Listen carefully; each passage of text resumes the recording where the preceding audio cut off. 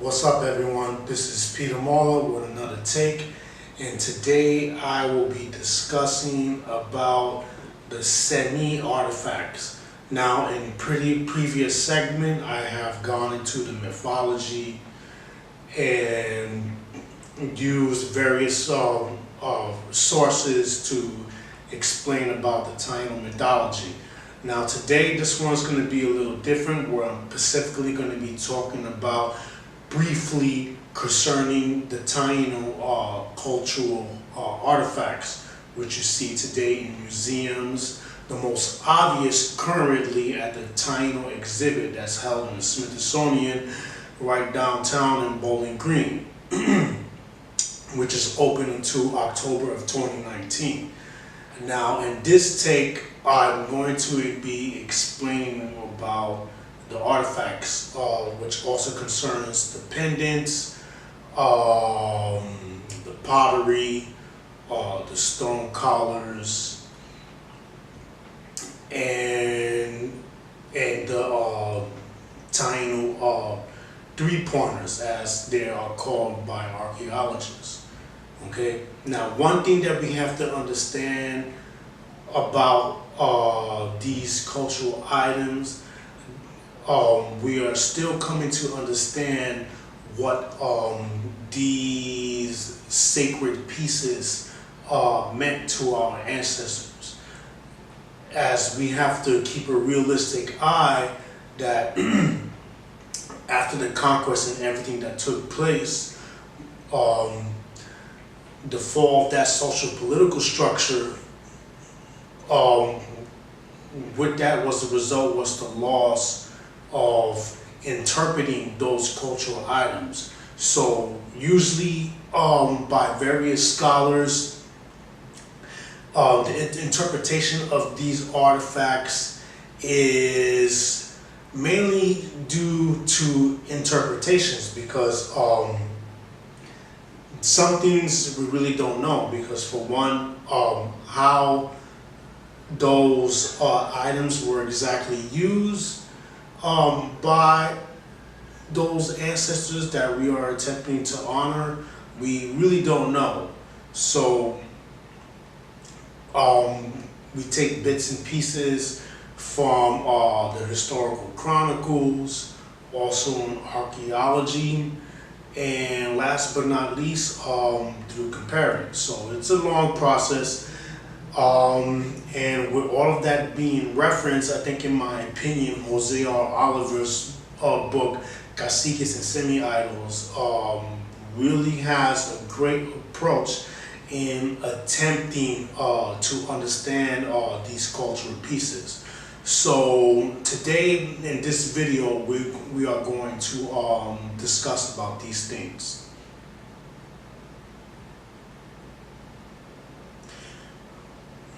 Now, getting into this topic, we're going to start with the word Semi. Now, the word Semi is common among the Taino, the Kalinago, the Garifuna, and also the Lokono. Comparing all of these, we know that the word Semi means sweet. Now, this is also in part in reference to shamanism. And the best way to understand this, in my opinion, once again, is the film Embrace of the Serpent. Now, when looking into these cultural items, we see that they have a lot to do with the understanding of the environment and nature itself. Now, due to the events that happened in regards with the conquest and colonization, our understanding of these sacred items is a bit obscure, and that is because largely due to the fall of the social and political structure of these ancestors that we are attempting to honor. Now, Jose R. Oliver, he writes in his book, Casiques and Cemi Idols, the key points made were that all semi-idols are powerful and numerous from conception, but their reputation as effective agents is not necessarily isomorphic with that of their human partner. Pairing potent semies with powerful humans, those of high rank, status, seniority, or antiquity, was the most effective combination. Now, in Arawakan languages, semi plural would be seminu, and the high-ranking chiefs, they were called caciques. The plural for caciques using Arawakan languages would be cacique no. Okay, so those are two good examples. Now, in my opinion, the Semies were in part inspired by the Cahoba ceremony. As you can see that these items were zoomorphic or maybe anthropomorphic, and when you look at these items, they sort of stand out, like as if they are animated or if they are frozen in time. So there is still a lot that we are discovering about these sacred cultural items. Now, when you look at the Semies, right now I'm talking about the cultural artifacts, because the mythology, that is another aspect of understanding Taino society. When you're looking at that, the best way I can use to break it down is to look at the film Embrace of the Serpent and to understand how that world was portrayed in that film, and then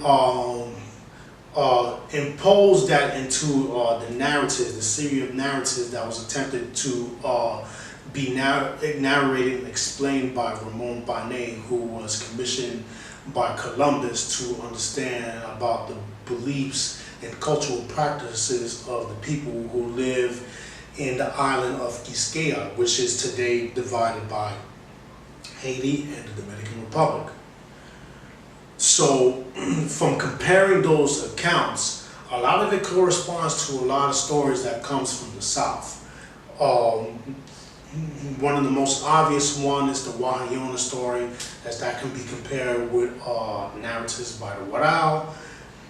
And we also have the Locono story of Anawanili. Okay, those are two good examples to use.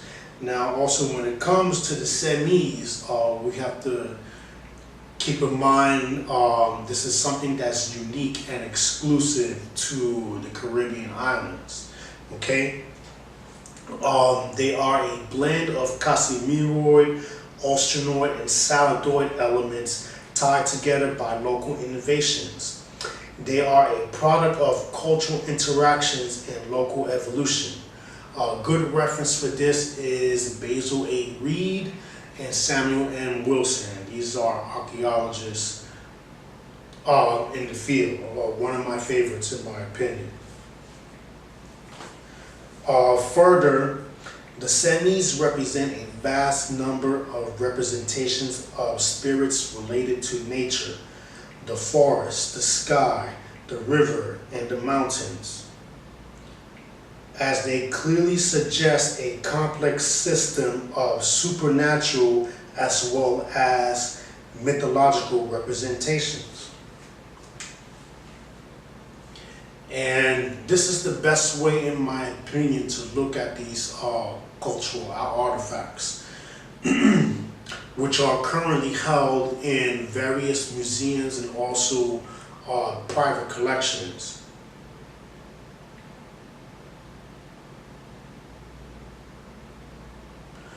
Okay, so closing out. Now, what is a semi? Well, the best reference I can use is Jerry Roman, where he said a semi is a telephone to the creator.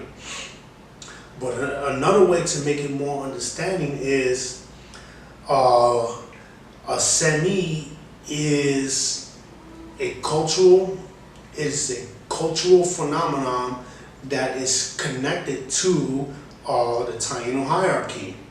Okay, Now, this is the social and political structure, mainly the religiosity, right, that these semis are associated to, and they are also connected to those ancestors that we are attempting to honor, their understanding of medicinal plant knowledge. One prime example is the Cohoba ceremony, which Jose Oliver breaks down in detail in his book, Casiques and Cemi Idols. If you have not read that book, I highly recommend to give that book a read, and it is also available on PDF. You can check Taino Library on Facebook. They may have that in their Facebook page, but you can also find it if you Google that book. A very good source when it comes to attempting to understand what the semis are and what they represent. Now, you have to look, well, let me put it like this, because this is very important. The first distinction that we got to make about the semis is that they are part of a social and political system that fell in the Antilles. That is one point that I have to make. Now, we do have elements of cultural continuity today in the Caribbean, as we have a lot of aspects of the material culture that still thrives today. Like, for example, the people in the Caribbean, they still make hammocks. You have people that are still making canoes, and there's very elements that thrives on today. They have nets still that's fishing. I can't remember the name of it right now. Okay, and also you have places such as in the Dominican Republic, San Juan de la Maguana, where you have elements of the religiosity that lives in a smaller form, isolated through Agua Dulce. Now, today, mainly in the Caribbean, you have elements of African spirituality that thrives today through voodoo and also Santeria. But scholars like Maya Darren has recorded that elements of Taino religiosity survive through these modern synchronistic religions that live today in the Caribbean. So a lot of these themes have to be looked into, and they have to be investigated, because there's still themes that is there that we have to look into.